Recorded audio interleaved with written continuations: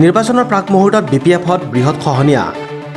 ৰজাগড়ত প্ৰায় শতাধিক লোকৰ বিজেপিত যোগদান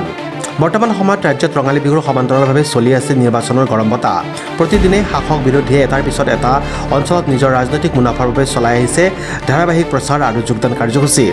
প্ৰথম পৰ্যায়ৰ লোকসভা নিৰ্বাচন সমাপ্ত হোৱাৰ পিছত বাকী দ্বিতীয় পৰ্যায়ৰ নিৰ্বাচনৰ প্ৰাক মুহূৰ্তত দৰং ওদালগুৰি লোকসভা সমষ্টি আৰু BTCৰ 33 নম্বৰ ননৈ চাৰফাঙত BPFৰ বৃহৎ খহনীয়া শতাধিক BPF কৰ্মীৰ বিজেপিত যোগদান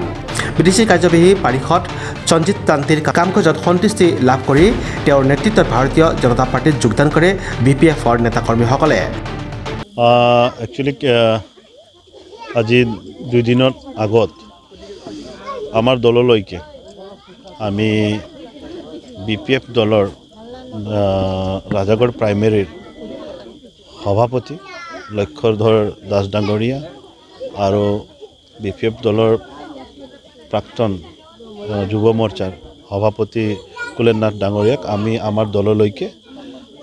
আদৰি আনিছিলোঁ তেখেতসকলে স্বতঃস্ফূৰ্তভাৱে আমাৰ নীতি আদৰ্শ ভাল পাই পেলাই আমাৰ দলক যোগদান কৰিছিলে গতিকে তেখেতসকলে আজি এইখিনি অঞ্চলত যিসকল আমাৰ BPFৰ শীৰ্ষ আমাৰ কৰ্মকৰ্তা আছিলে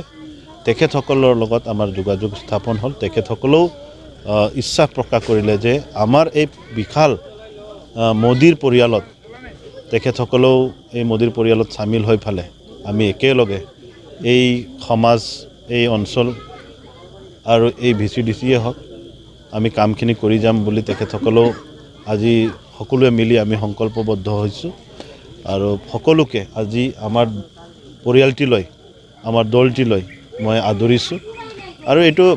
এনেকৈ এটা আৰম্ভ হৈছে এতিয়া যে সকলোৱে নিজ মুখেৰে একচেপ্ট কৰিছে গ্ৰহণ কৰিছে যে হয় আচলতে এতিয়া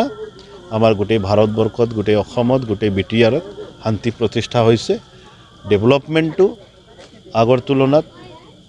বহুত গুণে হ'বলৈ গৈ আছে হৈ আছে গতিকে আমি মানৱ সমাজ হিচাপে আমি প্ৰথম শান্তি বিচাৰোঁ টকা পইচা খা সম্পত্তি পিছত আহে শান্তি বিচাৰোঁ অঞ্চলটো শান্তিয়ে নাথাকিব অশান্তি হৈ থাকিব বোমা ফুটি থাকিব গুলি হৈ থাকিব কিডনেপিং হৈ থাকিব মাৰ্ডাৰ হৈ থাকিব ষ্ট্ৰাইক হৈ থাকিব এইবিলাক পৰিৱেশ কোনেও নিবিচাৰে এটা শান্তিময় আজি ননৈ চাৰফাঙত ৰজাগড়ৰ VCDCত অনুষ্ঠিত যোগদান সমাৰোহত বিজেপিত যোগদান কৰা লোক সকলোলৈ আদৰণি জনাই কাৰ্যবাহী সদস্য সঞ্জিত তান্তিয়ে desk report news express Assam